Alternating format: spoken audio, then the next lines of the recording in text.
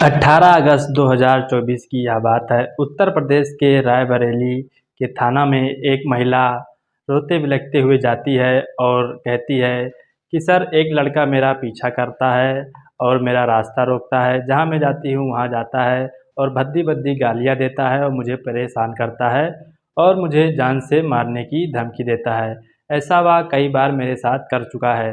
Police जैसे ही यह कहानी सुनती है, इस मामले को संज्ञान में लेती है और इस मामले को संज्ञान में लेने के बाद एफआईआर गंभीरता से दर्ज कर लेती है। उसके बाद उस लड़के की तलाश की जाती है। लड़की की तलाश करने के बाद उसे जेल में बंद कर दिया जाता है। जेल में बंद करने के बाद जब एफआईआर दर्ज हुई थी, उसी के 47 दिन बाद एक दो नहीं बल्कि चार चार कत्ल हो जाते हैं। जब ये चार चार कत्ल हो जाते हैं तब यह मामला न्यूज़ में, अखबार में अपनी रफ्तार पकड़ लेता है। जैसे ही यह मामला सभी के संज्ञान में आता है तो यहाँ पर कुछ राजनीतिक पार्टियाँ भी आ जाती हैं। उत्तर प्रदेश के पूर्व मुख्यमंत्री अखिलेश यादव यहाँ पर ट्वीट कर देते हैं और कुछ सवाल खड़े कर देते हैं।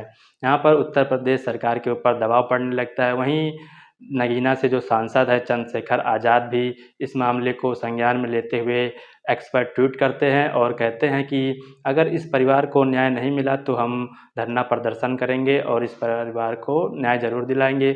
उसी बीच रायबरेली के जो सांसद थे और नेता विपक्ष भी हैं, जिनका नाम राहुल गांधी है, राहुल गांधी भी कहते हैं अगर परिवार को न्याय नहीं मिला तो हम लोग भी धरना प्रदर्शन करेंगे और परिवार को जब तक न्याय नहीं मिलता है तब तक उनके साथ रहेंगे। और इसी बीच जब ये सब मामला हो रहा था तो उत्तर प्रदेश के मुख्यमंत्री श्री योगी आदित्यनाथ जी भी ट्वीट करते हैं और कहते हैं परिवार को घबराने की ज़रूरत नहीं है, हम उनके साथ हैं और जो भी कड़ी से कड़ी सज़ा है आरोपी को दी जाएगी और उसे जल्द से जल्द पकड़ा जाएगा और परिवार को जल्द से जल्द न्याय मिलेगा। नमस्कार, सत श्री अकाल, आदाब। मैं आयुष अपने चैनल रियल क्राइम स्टोरी में आप सभी का स्वागत करता हूं। तो दोस्तों, वीडियो शुरू करने से पहले आप सभी से एक छोटी सी रिक्वेस्ट है। अगर आप सभी लोग चैनल पर नए हैं तो चैनल को सब्सक्राइब, वीडियो को लाइक और वीडियो को ज़्यादा से ज़्यादा शेयर करें ताकि जो आरोपी है उसकी जल्द से जल्द गिरफ्तारी हो सके और जो पीड़िता है उसे जल्द से जल्द न्याय मिल सके। तो दोस्तों, आज की यह जो सच्ची घटना है, उत्तर प्रदेश का ज़िला लगता है अमेठी। अमेठी का एक ही कस्बा लगता है, भवानी करके कस्बा एक लगता है। वहाँ उस कस्बे में आप सभी को, मतलब वो कस्बा बहुत ही भीड़ भाड़ वाला कस्बा देखने को मिल जाएगा और वहाँ पर आप सभी को पता है भवानी करके चौराहा है, तो वहाँ पर माँ दुर्गा की जो है मूर्ति बैठी थी, विशाल पंडाल लगा था क्योंकि नवरात्र का जो दिन है वो आ चुका है और हर जगह मूर्ति वगैरह बैठ रही हैं। वहीं पर मूर्ति बैठी रहती है। उसके बाद वहाँ से गोलियों की चलने की आवाज़ आती है, लेकिन जो वहाँ के लोग थे वो कुछ समझ नहीं पा रहे थे। सोच रहे थे कि दुर्गा पूजा जी का पंडाल लगा है, आरती वगैरह हो रही है, तो वहाँ पर जो गोला बारूद, जो पटाखे हैं वो छोड़े जा रहे हों। लेकिन जैसे उन लोगों ने ऊपर देखा तो वहाँ पर कोई गोला बारूद, पटाखे नहीं छोड़े जा रहे थे। तो वहाँ से फिर से आवाज़ सुनाई देती है, तो वहाँ पर जैसे ही लोग दौड़ कर जाते हैं तो उन लोगों को गोलियों की आवाज़ सुनाई देती है। एक चार नहीं बल्कि 9 गोलियों की आवाज़ सुनाई देती है। तुरंत वो लोग दौड़ कर जाते हैं जहाँ पर गोलियां चल रही थी। एक मकान था किसी अवस्थी करके, वहाँ पर उन लोग जब जैसे ही घर में पहुँचते हैं तो देखते हैं कि वहाँ पर 4 लाशें पड़ी हुई है, एक टीचर की और एक उसकी बीवी की और 2 बच्चों की, छोटे छोटे। टीचर का नाम रहता है सुनील कुमार और उसकी पत्नी का नाम रहता है पूनम भारती और उनकी बच्ची जो थी अभी छोटी छोटी थी, एक का नाम लाडो रहता है, लगभग 2 साल की थी, और एक का नाम दृष्टि रखता है जो कि लगभग 5 साल की। पांचों की गोली मारकर हत्या कर दी गई थी।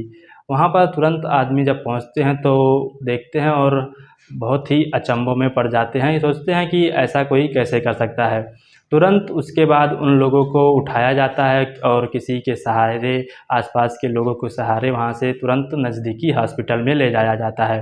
नज़दीकी हॉस्पिटल में जब ले जाया जाता है तो वहाँ पर डॉक्टर लोग जैसे ही उसकी नस चेक करते हैं चारों लोगों की तो तुरंत मृत घोषित कर देते हैं। जैसे ही इनको मृत घोषित किया जाता है सभी लोग सोच में पड़ जाते हैं कि जो अनूप कुमार था वो कितना अच्छा व्यक्ति था, इसको कौन मार सकता है। और इसे क्यों मार सकता है, ये अपने काम से काम अपने मतलब से मतलब रखता था। और जैसे ही यह मामला पूरे उठ के आता है, तुरंत ये सोशल मीडिया पर वायरल होने लगता है। सब लोग को इसके बारे में जानने की इच्छा अंदर से पैदा हो रही थी। सब लोग जानना चाहते थे कि ये टीचर जो है वो क्या करता था, कैसे करता था। तो ये टीचर है, ये रायबरेली ज़िले का रहने वाला है। रायबरेली के ज़िले के ही एक गांव पे में रहता था, जिसका गांव का नाम था सुदामा। सुदामा गांव में यह रहता था। यह दलित परिवार से आता था और बहुत ही गरीबी का इसने सामना किया था। यह पढ़ने में बहुत ही होशियार था और यह मजदूरी करके, मनरेगा में काम करके अपनी जो पढ़ाई की फ़ीस है वो भरता था। उसी बीच उत्तर प्रदेश कांस्टेबल की जो कि भर्ती आती है, तो इसने उसमें भी फॉर्म डाल दिया। और फॉर्म डाल दिया, जब इसका पेपर हुआ, रिजल्ट आया, तो यह उत्तर प्रदेश पुलिस द्वारा सिलेक्ट कर लिया जाता है। करीब 1 साल तक इसने उत्तर प्रदेश पुलिस में नौकरी की। नौकरी करने के बाद इसे और आगे पढ़ने की आवश्यकता थी और अच्छी नौकरी ये करना चाहता था। तो इसने जो बेसिक शिक्षा होती है उसमें भी फॉर्म भर दिया और उसमें भी ये सिलेक्ट हो गया। तो ये जब सिलेक्ट हो गया, तब यह पुलिस की नौकरी छोड़कर, उसका त्यागपत्र देकर बेसिक शिक्षा में मतलब अपना ड्यूटी करने लगा।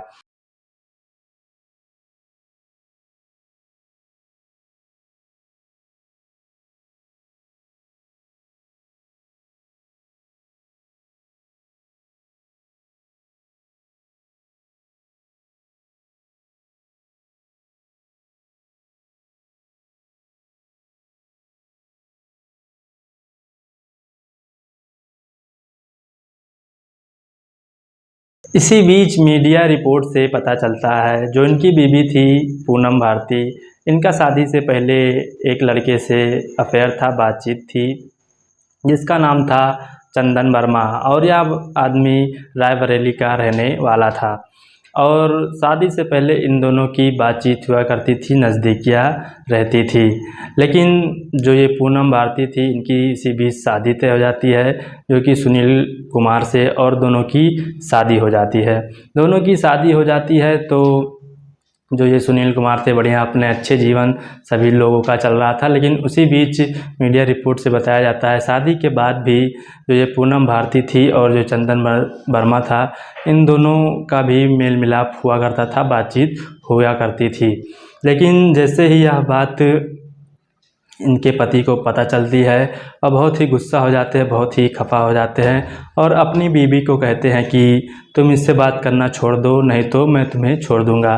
जैसे ही यह बात इनकी बीवी सुनती है, वो भी सोच में पड़ जाती है कि हाँ, ठीक कह रहे हैं, अब इसका साथ छोड़ना पड़ेगा।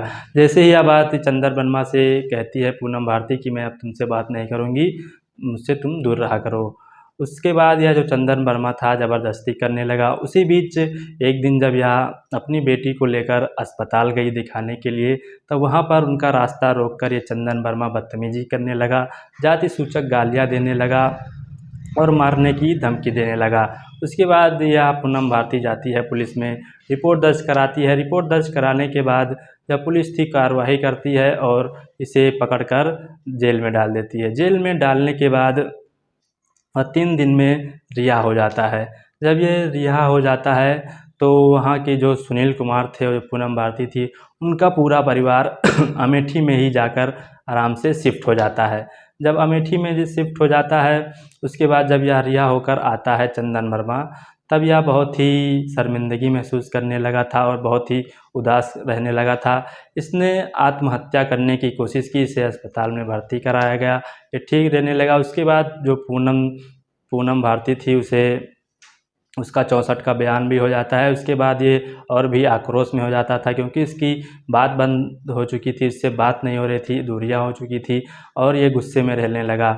उसी बीच इसने एक ऐसा कदम उठाया जिसे सुनने के बाद आपके दिल दहल। अभी इसकी पूरी जो सच्चाई है सामने निकल के नहीं आई है। उसके बाद यह व्यक्ति उसी दिन 3 अक्टूबर की रात लगभग 6 बजे के आसपास आता है अमेठी। अमेठी आने के बाद जहां घटना स्थल है, वहां पर अपनी गाड़ी को लगभग 100 मीटर की दूर पर खड़ा करता है।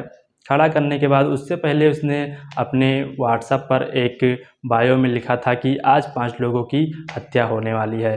उसके बाद यह व्यक्ति अपनी गाड़ी को जब खड़ा करता है, गाड़ी खड़ी करने के बाद यह जो कि चंदन वर्मा है, पूनम भारती के घर जाता है और वहाँ पर हत्या कर देता है। लेकिन अभी इसकी पुष्टि नहीं हो पाई है पुलिस के द्वारा कि यह कातिल कौन है और किसने मर्डर किया है।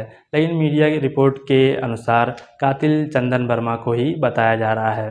तो दोस्तों, यहाँ पर आपको देखने को मिल जाएगा एक छोटी सी गलती की वजह से आपको दो मासूम दो क्या सारे मासूम की जान चली गई, 4 लोगों की जान चली गई यहाँ पर आपको देखने को मिल जाएगा। तो दोस्तों, यह कहानी सुनाने का उद्देश्य हमें आपको परेशान करना नहीं, आपका दिल दुखाना नहीं। यह कहानी सुनाने का उद्देश्य आपको जागरूक करना, आपको मोटिवेट करना है, क्योंकि आप लोग देख सकते हैं हमारी दुनिया में आजकल ऐसी घटनाएं देखने को मिलती रहती है। और जैसे ही इस पूरी घटना के दोषी का पता लगता है, उसके बाद आप लोग को तुरंत इसकी जो पूरी अपडेट है, पूरा जो वीडियो है, एक और वीडियो के माध्यम से बताएंगे इसका कातिल कौन है और इसकी पूरी घटना क्या थी। तो दोस्तों, इस कहानी को हम लोग यहीं पर कर रहे हैं एंड। अगर आपको यह कहानी पसंद आई हो तो चैनल को सब्सक्राइब, वीडियो को लाइक और वीडियो को ज़्यादा से ज़्यादा शेयर करें। धन्यवाद।